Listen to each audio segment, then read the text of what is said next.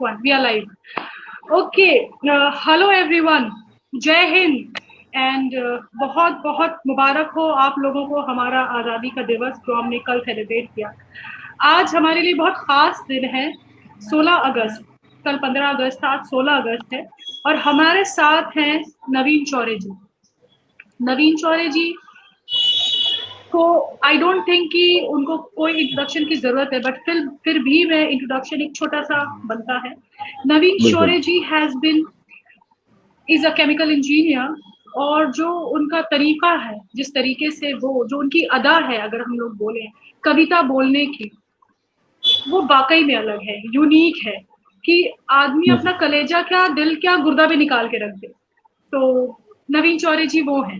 उनकी अगर personal life में अगर हम जाएं तो बहुत हार्डशिप से भरी हुई है। अगर वो बताना चाहें तो वो बिल्कुल बताएंगे आज के सेशन में। आज का सेशन हमारा नवीन चौरे जी के साथ है पोएटिक इंटरेक्शन की। अगर नवीन चौरे जी को आप बिठा दें कहीं पे या खड़ा भी रख दें या कैसे भी उनको बोल दें और बोले बस कविता बोलो, non stop, I repeat non stop, Naveen ji आपको कविता बोलेंगे और जिस अंदाज में बोलेंगे आई कैन गारंटी यू कि आपको ना नींद आने वाली है और आपके अंदर जो भी आग है वो उसको डबल कर देंगे। अगर चिंगारी है तो उसको आग में वो बदल देंगे। तो नवीन चौरे जी इज लाइक दैट। आज का सेशन भी नवीन जी ने बोला कि बहुत स्पॉन्टेनियस रखना है। हमने कोई क्वेश्चंस नहीं प्रिपेयर किए, हमने कोई जवाब नहीं प्रिपेयर किए। So this is the uniqueness of Naveen Chaure, जो बहुत ज्यादा वायरल हुए थे, एनडीटीवी के इंटरव्यू में गए थे, बहुत ही ज्यादा पॉपुलर रहे थे। और कौन सा ऐसा हिंदुस्तान में धरना स्थल था या धरना मंच था जहां नवीन चौरे जी गए नहीं थे। तो आज भी हम anti CAA, anti NRC, anti NPR के डिजिटल प्रोटेस्ट में एज अ हस्ती, as a known name, we all know Naveen Chaure, तो वो हमारे साथ आई रेजिस्ट फ्रॉम होम के साथ जुड़े हैं। नवीन चौरे जी का इंटरेक्शन ज्यादातर मोहम्मद इमरान के साथ रहेगा, बिकॉज ये लोग दोनों ही बहुत स्पॉन्टेनियस हैं, मुझे तैयार करना पड़ता है। मैं बस एक सवाल करके थोड़ा मॉडरेटर का ही काम करूंगी, वो ये है कि प्रोटेस्ट हमारे लिए कितना जरूरी है। उसके बाद I will leave everything up to Naveen Chaure and Mohammad Imran. Over to you Naveen Chaure जी।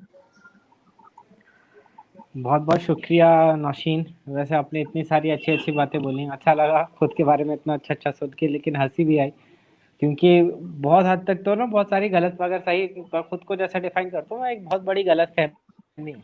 तो हर इंसान को मेरे बारे में कुछ ना कुछ गलत लग रहा होता है और इस बात पे मुझे हमेशा हंसी आती है।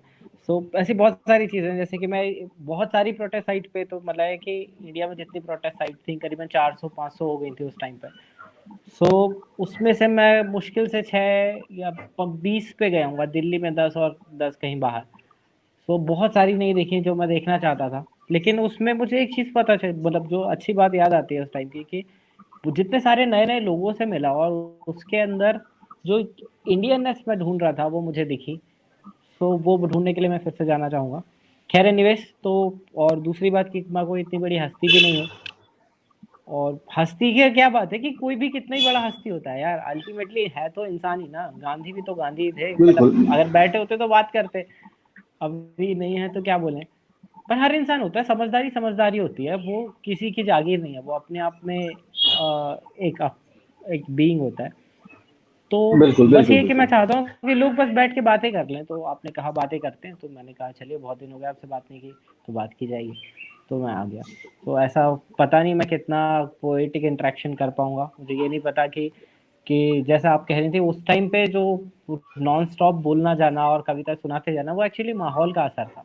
आसपास लोग थे, जब ये महसूस होता है कि ये सारे लोग ये सुनना चाहते हैं, इनके ये ऐसा महसूस कर रहे हो, उसके लिए सही शब्द ये है, तो बोल दिया जाता है, वो निकल आता है अपने आप।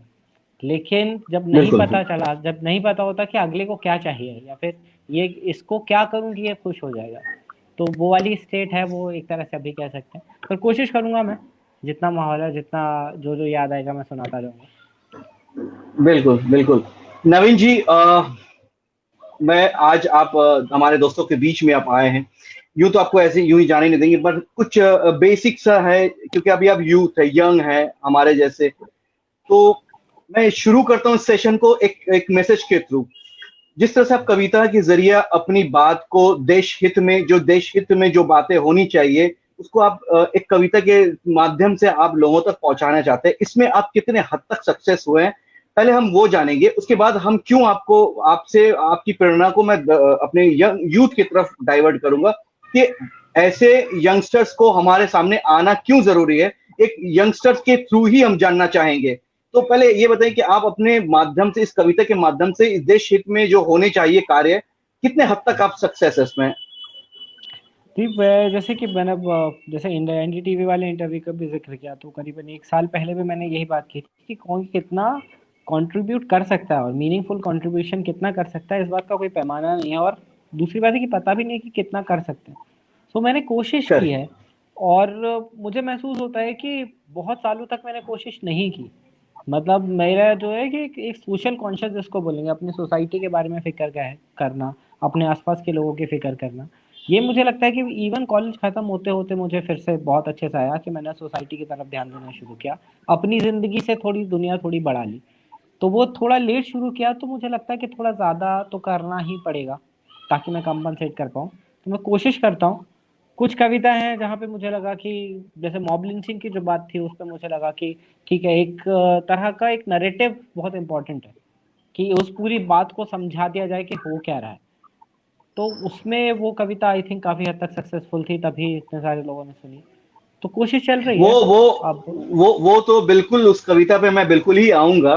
नवीन छोड़ी जी, आपकी इस अपने जो अभी जिस तरह से उत्तर दिया, उस उत्तर में एक बहुत इंपॉर्टेंट बात आपने कह दी कि हमने बहुत वक्त नहीं किया, अब जो शुरू किया। ये बहुत महत्वपूर्ण है नौजवानों के लिए और हम सब के लिए कि हम अब जो बैठे हैं, अब हमें देखना है और सोचना है कि आपकी वो बात बहुत इंपॉर्टेंट लगी कि हमने अभी शुरू कर दी है और अभी लगा कि बहुत वक्त हमने नहीं किया। मतलब एक अरसा, एक वक्त हमने खो दिया है जो देश के लिए हमें बहुत पहले ही उठ जाने चाहिए, आवाज उठानी चाहिए देश के लिए।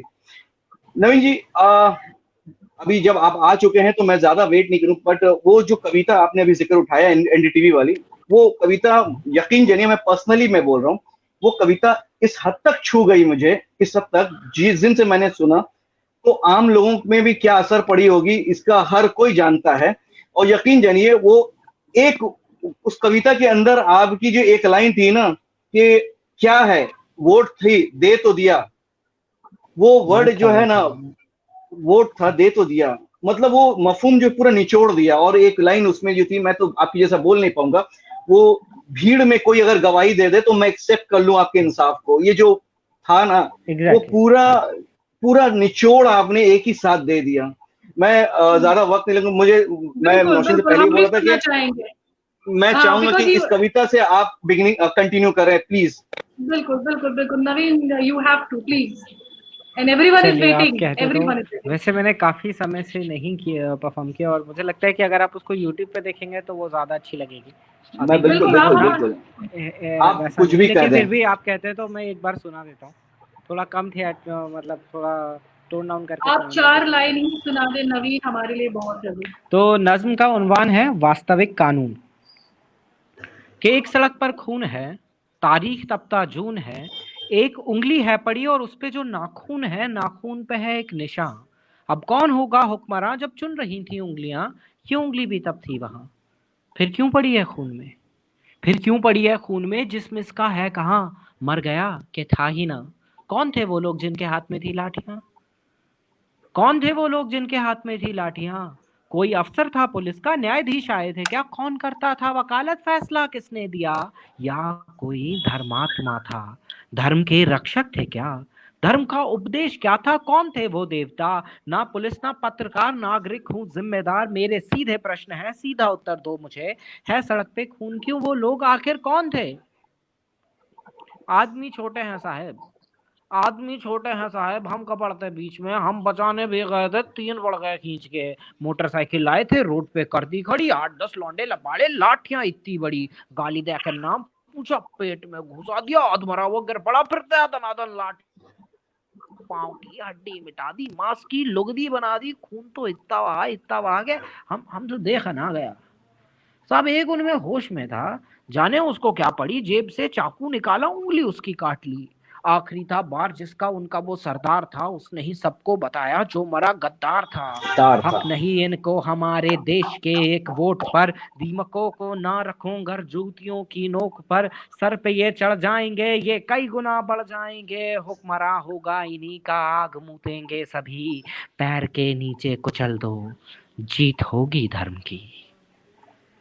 अब हम तो खुद डर गए थे साहेब, हम तो खुद डर गए थे साहिब। खौफ उनको था नहीं किस नस्ल के लोग थे वो कुछ समझ आया नहीं, ना कोई इंसान उनमें ना कोई था आदमी, साथ मिलकर शेर बन गए, गीदड़ों की भीड़ थी, सब नोच खाने की तलब थी, जानवर तासीर थी, हाथ में थी लाठियां तो भैंस भी उनकी ही थी। और ये कोई जुमला नहीं है, ये कोई जुमला नहीं है, वास्तविक कानून है। अरे हमसे काहे पूछते हो क्यों सड़क पर खून है, पूछो इस उंगली से तुम क्या यहाँ घटना घटी, जुर्म इसने क्या किया था जिससे ये क्यों कटी।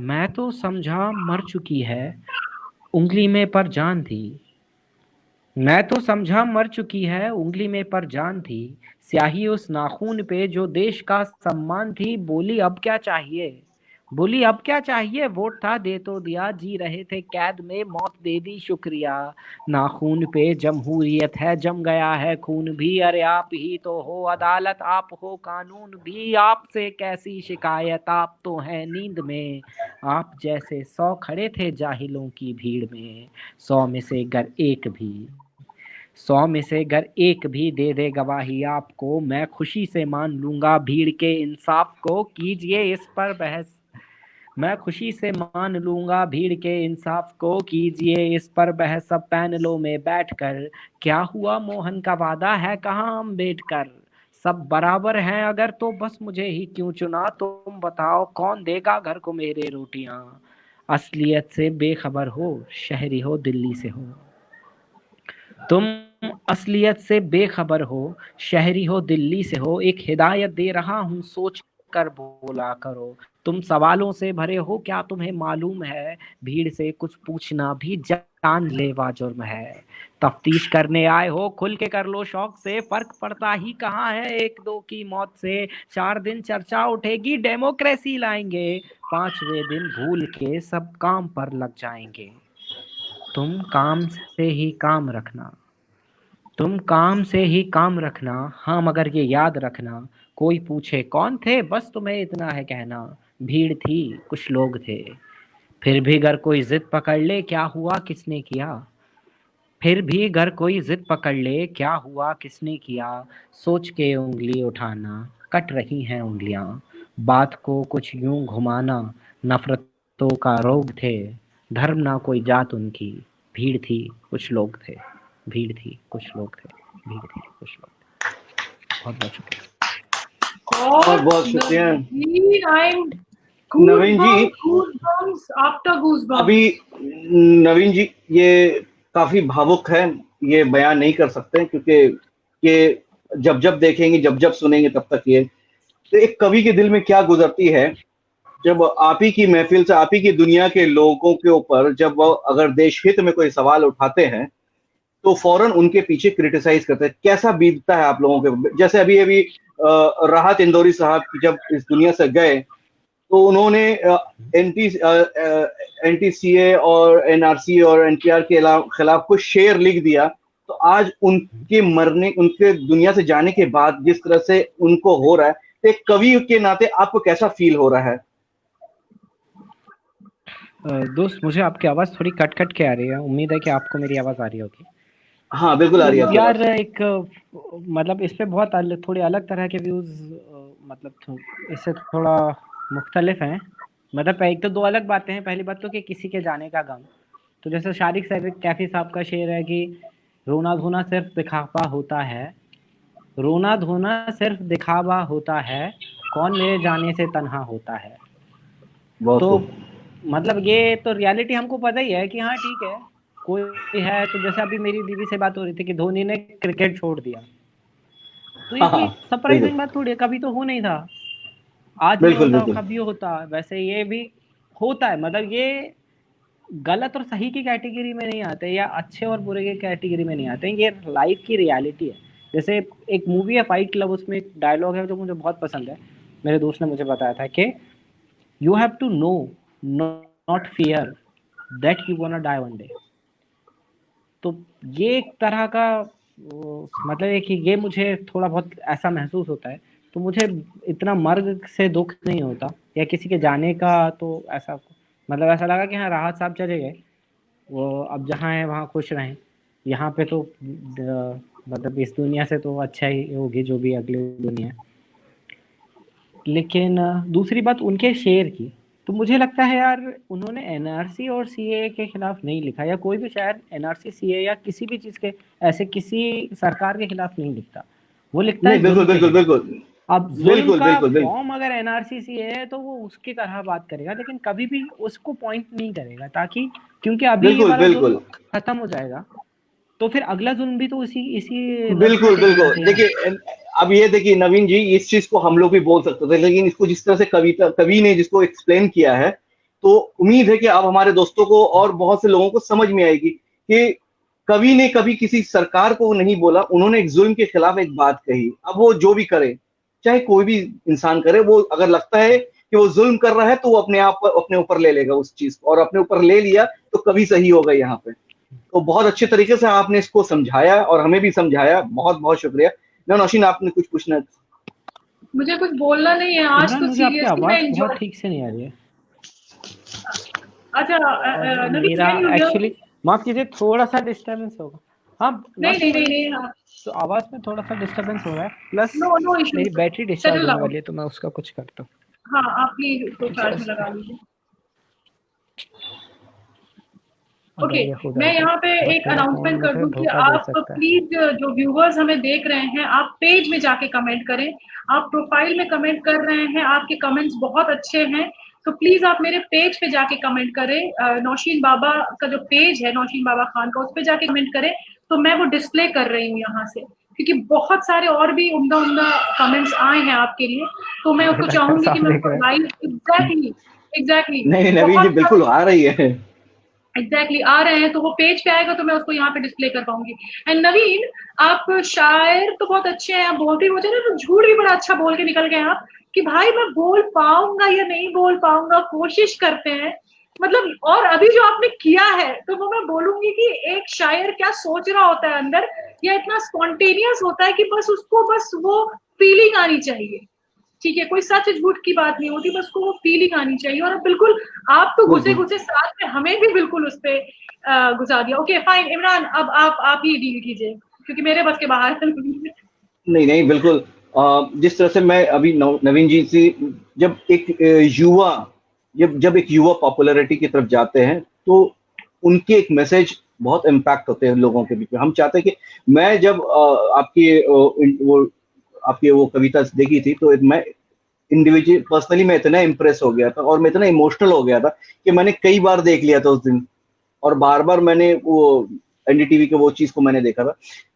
जो देश का आज माहौल है नवीन जी, मैं किसी भी बिल्कुल आपने सही बोला, मैं किसी पर्टिकुलर पॉलिटिकल पार्टी को नहीं बोलता हूं, लेकिन जो देश का माहौल आज है, कवि की बात में इतनी दम होती है कि कवि की बात जब छू जाती है ना, तो अच्छे अच्छे लोग पिघल जाते हैं। तो मैं ये चाहता हूं कि नवीन शौर्य एज अ, जिस तरह से कवि है वो, जैसा कि उन्होंने कहा कि वो बहुत बड़ी हस्ती नहीं है, मैं वो अपनी जबान से वो बोल रहे, लेकिन हमारे लिए नवीन शौर्य मेरे लिए है। बिल्कुल बिल्कुल, तो मेरे मैं लिए नवीन शौर्य जी से ये कहना चाहता हूं कि नौजवान पीढ़ी और देश में जो आज हो रहा है, उसके लिए कवि अपनी कविता में हाँ किस जी। तरह से कुछ बोलेंगे? देखिए इमरान भाई ने कविता में हम किस तरह से मतलब ना इतना प्लान्ड नहीं होता वो कविता। बिल्कुल जैसे मैं जिस तरह से देखता हूँ, या फिर कविता की लिटरेचर की दुनिया में लोग जिस तरह से कविता को देखते हैं, कि वो अपने आप में एक बीइंग है, जैसे एक कुछ है जो अंडरस्टैंडिंग वाली बात है।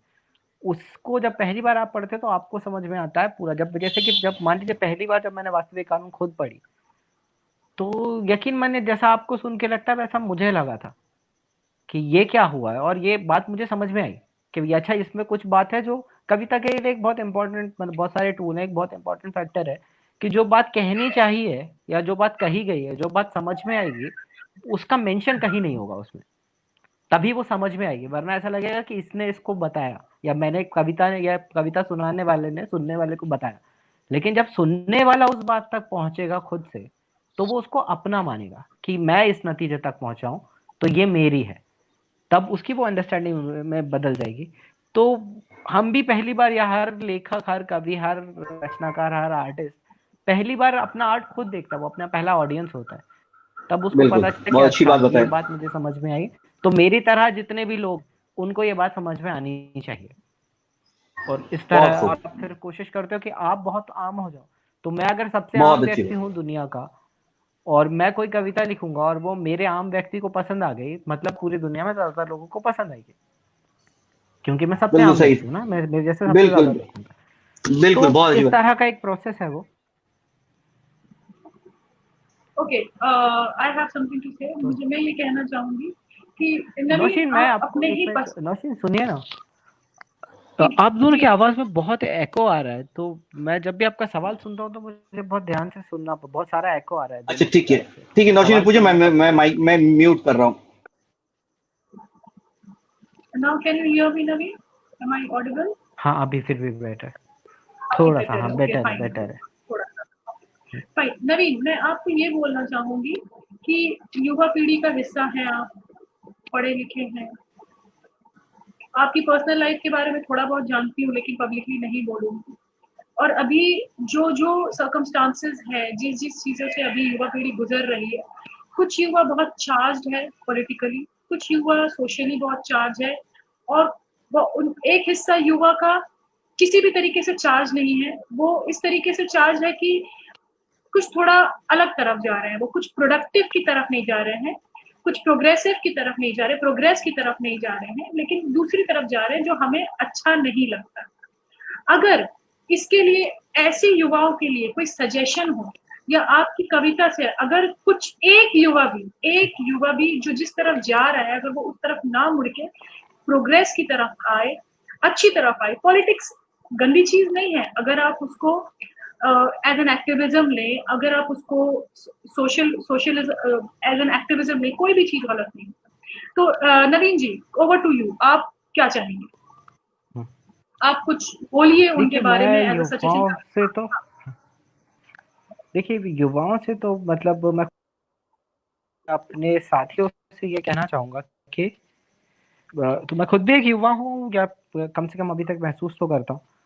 तो उस हिसाब से मैं आपको कहना चाहूंगा कि एक जो जरूरी चीज मुझे किसी ने अपने कॉलेज टाइम में समझा दी होती, तो जो मुझे अब समझ में आई, और मैं चाहता हूँ अगर मेरे पास में मुझे किसी ने समझा दिया होता, या कहीं पे मैंने सुन लिया होता, तो मेरे लिए आसान होती। तो वो बात ये है कि चीजें जैसी दिख रही हैं वैसी होंगी नहीं। एक बात मुझे बहुत देर में समझ में आई कि हमारी आंखें सिर्फ देखती नहीं है, हमारी आंखें प्रोजेक्ट भी करती हैं। हमारी आंखें हम जो देखना चाहते हैं उसको सामने दिखा देती हैं, कंफर्मेशन बायस कहते हैं इसको।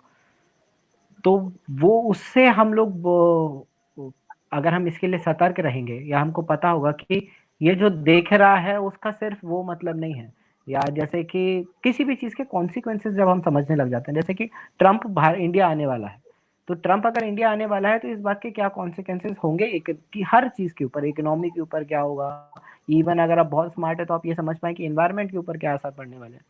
तो चीजें प्रिडिक्ट कर पाए और चीजों का एक्चुअल मोटिव समझ पाए। अभी मुझे लग रहा है कि इस वक्त की जो सबसे बड़ी परेशानी है वो है कि ये जंग वैसी किसी भी तरीके की नहीं है जो पहले से लड़ी जा चुके है, या इस तरह का जो जुल्म है, या फिर इस तरह का जो कंट्रोल स्टेट एक्सरसाइज कर रही है। जैसे सर्विलेंस का अगर पावर देखें तो किस हद तक सर्विलेंस की जा सकती है, कितने सारे टेक्नोलॉजिकल टूल हो गए हैं। तो बिग ब्रदर होना बहुत बड़ी मतलब है कि ऑर्गेनाइज स्टेट बनना किसी भी चीज का बहुत आसान है। तो उस जमाने में आपको किस तरह का बिहेवियर रखना चाहिए एक सिटीजन को, या फिर कितना अवेयर होना चाहिए, वो अपने आप में एक बहुत सोचने का एक नया सोशलॉजिकल पॉइंट ऑफ व्यू होना चाहिए, या उस पर काम कर रहे होंगे लोग तो उसको पता करते हैं। मैं हम लोग को पता करने की कोशिश करते हैं। लेकिन मुझे ये एक चीज जो साफ लगती है कि अभी ये जो जंग है ये दिमाग की जंग है, ये जहन की लूट हो रही है। जैसे जैसे हबीब जालिब साहब कहते हैं, इस खुले झूठ को, जहन की लूट को मैं नहीं मानता। तो खुले में झूठ फैलेंगे और आपका जहन लूट लिया जाएगा, आपको पता नहीं चलेगा कि ये आप सोचते नहीं हो, ये आपको सोचना सिखाया गया है। तो और ये आपके साथ हर इंसान करेगा दुनिया में, आपके मम्मी पापा करेंगे, आपके टीचर्स करेंगे, जिस भी पावरफुल, भले कि पावर इक्वेशन में जाओगे जहाँ पे कोई आपसे ज़्यादा पावरफुल है, आप किसी पे डिपेंडेंट हो और वो आपका केयर टेकर है, वहाँ पे हर चीज़ आपको इन्फ्लुएंस करने की कोशिश करेगी कि इस तरह से सोचो। लेकिन एक युवा पीढ़ी को, और ये हर युवा पीढ़ी के लिए बहुत ज़रूरी बात मुझे से लगती है कि उनके लिए बहुत ज़रूरी है कि वो समझ के रखें कि हमारा सही गलत हम डिसाइड करेंगे। ये जो हमें सिखाया जा रहा है ये उन लोगों का सही गलत है। जैसे अगर मम्मी पापा का जो सही गलत है वो उनके टाइम पे सही और गलत था, लेकिन मेरे टाइम पे सही और गलत रहेगा इस बात की कोई गारंटी नहीं है।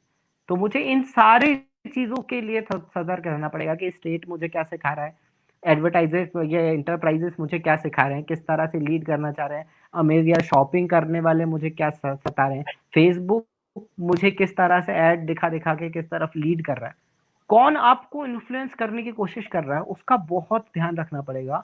और हर इंसान आपके आसपास का आपको इन्फ्लुएंस करने की कोशिश करेगा।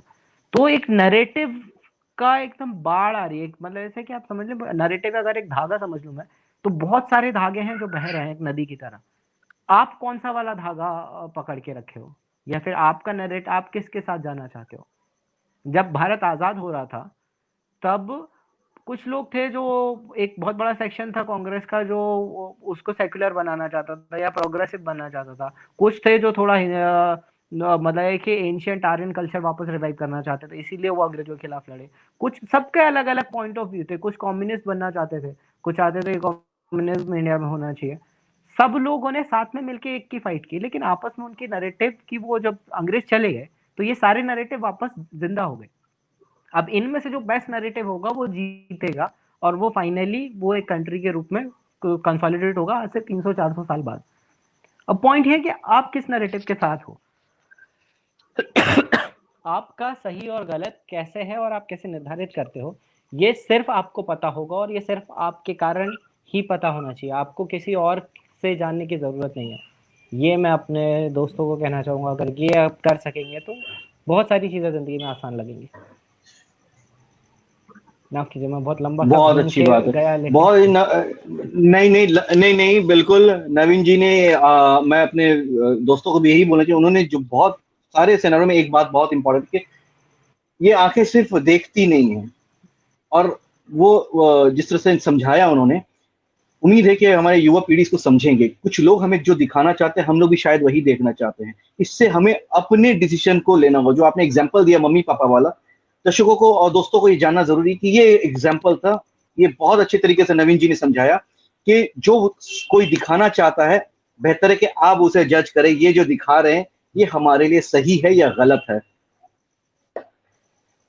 हम आईआरएसएस की तरफ से नवीन जी का हम लोग डिजिटल प्रोटेस्ट 145 दिन से चला रहे, जब से लॉकडाउन शुरू हो गई है, स्टेट में लॉकडाउन हो गई है, तब से हम लोग ये इस मुहिम को लेकर चल रहे हैं। और हमारा उद्देश्य यही है कि हम लोग किसी तरह से भी ये सीए, एंटी सीए और एनपीआर और एनआरसी की लड़ाई को हम लोग बंद नहीं रखेंगे। बशर्त ये है कि हम लोग किसी के एक सिस्टम में जो गलत हो रहा है हम लोग अपनी नजरिए से देख रहे हैं कि ये देश हित में सही नहीं है। आई होप नौशीन मैंने सही बोला। हमारी नजर में ये देश हित में सही नहीं हो रहा, क्योंकि और आप जिस तरीके से शुरू के दौर में जब आंदोलन चला तो एक कवि आंदोलन के तहत जितने भी आंदोलन चले वहां पे जितनी मुमकिन कोशिश हो सकी आपने विजिट किया। इस एक आपसे अब काफी माशाल्लाह समझदार है, तो मैं जानना चाहता कि हम लोग जिस डिजिटल प्रोटेस्ट को लेकर चल रहे हैं, एक उद्देश्य आपका धरना मंच में आपका विजिट करना कैसे, किस उद्देश्य के साथ आप आए थे, मतलब एक लोगों को कैसे मोटिवेट कर रहे थे? नौशीन कुछ कहना चाह रहे थे मेरे, अब आप पहले बोलिए, मैं इमरान भाई अच्छा, आपके सवाल पे आता हूँ। नौशीन आप कुछ कह रहे थे? मैं ये कह रही थी कि आपने जो नैरेटिव्स की बात की है, बहुत सारे नैरेटिव हमारे सामने होते हैं, लेकिन अब ये होता है कि हम किसी चीज पे एक नजर से देखते हैं तो देयर आर मेनी परसेप्शन, बहुत सारे परसेप्शन होते हैं एक ही चीज को देखने का। ठीक है, कोई सही होता है, कोई गलत होता है, लेकिन अगर एक चीज को, वो होता है ना कि एक कहावत थी कि किसी और ने भी कहा था, लेकिन हमें ये मालूम है कि अगर हम झूठ पे झूठ बोलते रहेंगे तो वो एक दिन सच लगता है, लेकिन एक्चुअल में वो सच होता नहीं है। तो जब एक्चुअल में वो सच होता नहीं है ना, बिल्कुल तो बिल्कुल हम यही कहना जैसे चाहता हूँ। लोग उसी एक्चुअल के सच के पीछे ही भाग रहे हैं कि तुम चाहे जितना भी झूठ बोल लो, तुम्हारे पीछे लश्कर हो, हजारों के तादाद में लश्कर हो, अगर हम अकेले हैं ना, तो मेरे लिए वो ट्रुथ जो है, जो सच है, तुम्हारे झूठ के इतने बड़े लश्कर के ऊपर वो एक सच भारी होगा, क्योंकि वो सत्य है, वो बिल्कुल अटल है। आप यही कहना चाहते थे ना Naveen ji? Naveen, we wrap up but with a हाँ जी पोएम। हाँ जी आप जी जी बोलिए नवीन। मैं बिल्कुल यही कहना चाह रहा था कि कुछ लोग होंगे, जैसे कि अब झूठ फैलाने वाली बात कही आपने, तो कुछ लोग हैं जो झूठ फैला रहे हैं, कुछ लोग झूठ फैलाने वालों की मदद करेंगे।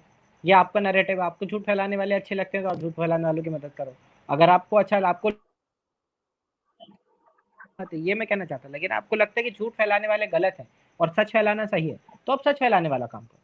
और झूठ, अगर आपको लगता है कि झूठ फैलाने वालों को उजागर करना जरूरी है, तो झूठ फैलाने वालों को उजागर करना, लेकिन जो आपको सही लगता है उसको उस पर एक्टिव एक्शन लेना बहुत जरूरी है। ऐसा नहीं कि मैं ऐसा मानता हूं लेकिन मैं ऐसा उस पर ज्यादा कुछ करता नहीं।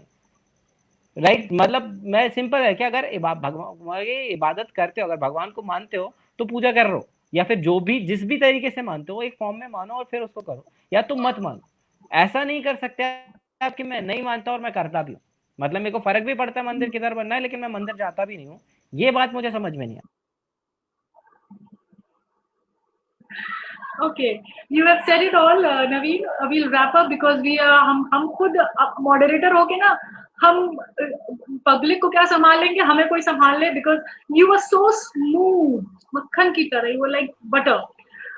नवीन, एक पोयम के साथ, आई डोंट नो, शायद नवीन थोड़ा सा कनेक्टिविटी एरर है उनके यहाँ, वो दिल्ली से वापस अपने गांव गए हैं, तो अगर Naveen, if you are able to hear me, okay fine, Naveen is still. Imran, आज का सेशन तो बहुत ही बढ़िया रहा, सीरियसली जी जी, हम बस नवीन, बिल्कुल, बस नवीन जी इस कविता के साथ इस सेशन को खत्म करेंगे तो हमें बेहद खुशी, और उनकी कविता में बहुत सारे मैसेज रहते हैं। कोई बात नहीं, 5 मिनट अगर हम और वेट कर लें तो नवीन को मैं, ओके फाइन, उनका कुछ है इशू, हाँ, तो बात जो सीखने को एक्शन स्ट्रीम करती हूँ मैं, आ गए नवीन जी। हाँ, आ गए नवीन।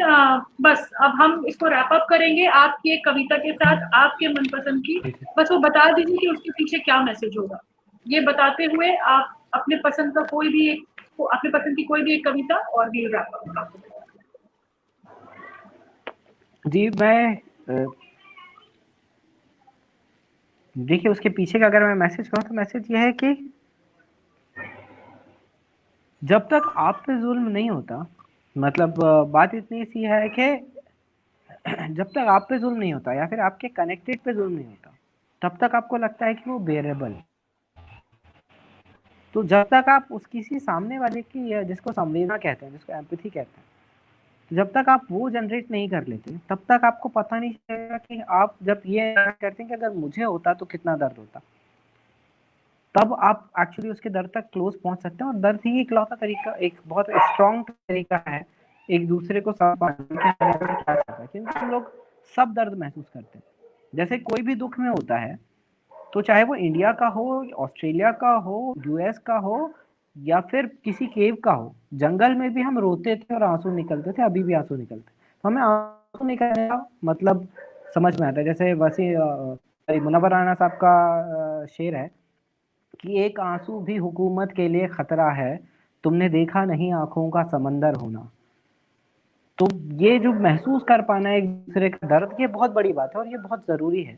तो वो करते रहना, मतलब उसकी तरफ मैं थोड़ा ध्यान खींचना चाहता था कि हमने बहुत लंबे टाइम तक बहुत सारे इंडिया के बहुत बड़े हिस्से का, बहुत बड़ी पॉपुलेशन का ध्यान नहीं रखा और मान लिया कि हाँ ठीक है, ये दर्द क्योंकि हमारा नहीं है तो बेरेबल है, इसको कोलेटरल डैमेज मान सकते हैं।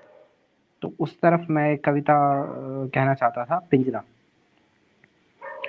कोई कितने दिन चुप रह सकता है, कोई कितने दिन चुप रह सकता है, कितने दिन कोई कितने दिन चुप रह सकता है, कितने दिन आवाज गले में कैद रखी जा सकती है, कितने दिन कुछ ना बोलें तो छा जाती है खामोशी, कितने दिन की खामोशी को सन्नाटा कह सकते हैं, कितने दिन की भूख में उड़ जाती है खुशबू खाने की, कितने दिन में पानी का भी स्वाद समझ आ जाता है, कितने दिन में दिख जाती है अंधियारे की परछाई, कितने दिन में रोशनी आंखों को चुभने लगती है।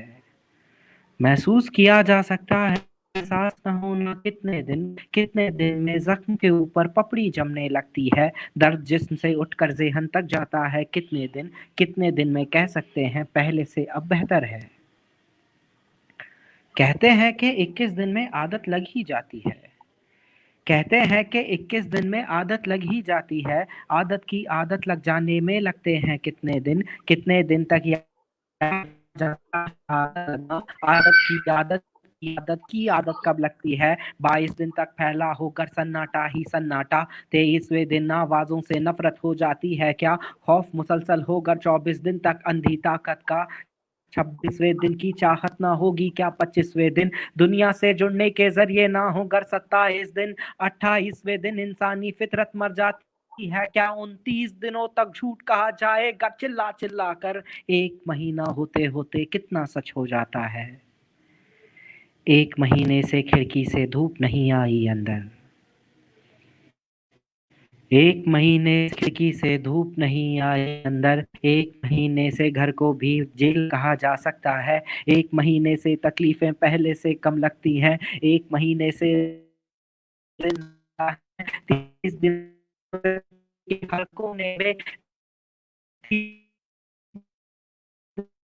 कोई जनाजा निकला नहीं सकता,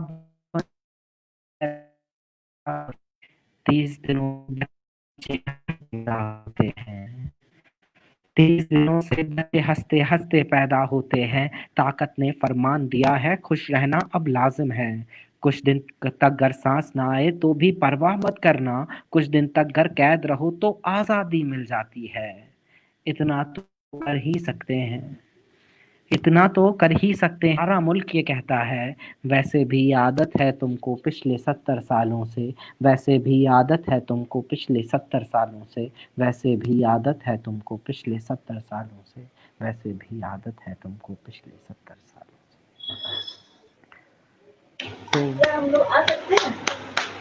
तो बस यही मैसेज था कि इस आदत से 70 साल की आदत से निकलना है। जैसे उमर नज़मी साहब पाकिस्तानी एक शायर हैं, उनका एक शेर है कि निकाल लाया हूँ एक पिंजरे से एक परिंदा, निकाल लाया हूँ एक पिंजरे से एक परिंदा, अब इस परिंदे के दिल से पिंजरा निकालना है। तो जो 1947 में हुआ, हम पिंजरे से तो निकाल रहे परिंदे को, लेकिन परिंदे के दिल में अभी तक पिंजरा है, अभी तक अंदर गुलामी बैठी हुई है, उस गुलामी को निकालना है, तब आई थिंक हम लोग एक हैप्पी इंडिपेंडेंस डे मना पाएंगे। वो निकलेगा जरूर नवीन जी, वो निकलेगा जरूर, और अगर युवा इसके पीछे लग गई है बिना रुके बिना थमे, तो वो जो पिंजड़ा दिल में है वो दिल से बाहर और दिमाग से भी बाहर होगा जरूर, ये शपथ लेते हैं हम। उम्मीद है। बिल्कुल। So thank you very much once again. I would vote of thanks, please, Imran. Again, you are very excited. He has been a very big fan of yours. Let me announce this publicly. So vote of thanks by Imran to Naveen and TY response. बहुत बहुत धन्यवाद नवीन जी। आशा करता है कि आप हमारे इस जंग में हमारे साथ रहेंगे, और ये व्यक्तिगत लड़ाई नहीं है, ये देश हित की लड़ाई है, और देश के हित में जो होगा हर हिंदुस्तानी की जिम्मेदारी है वो निभाएगा, और हम लोग उसी मुहिम पे लगे हैं। आशा करते हैं कि हम लोग फिर मिलेंगे और इस जंग को जारी रखेंगे। जी बहुत बहुत शुक्रिया कि आप लोग इस तरह का काम कर रहे हैं, ऑनलाइन भी आप इतने दिनों से लगे हुए हैं, so thank you very much. आप जो भी कर रहे हैं उसके लिए थैंक यू, तो थैंक यू फॉर एग्जिस्टिंग। चलिए बहुत बहुत शुक्रिया बुलाने के लिए। जय हिंद, जय भारत, जय हिंद, जय भारत, जय हिंद, जय हिंद, जय भारत।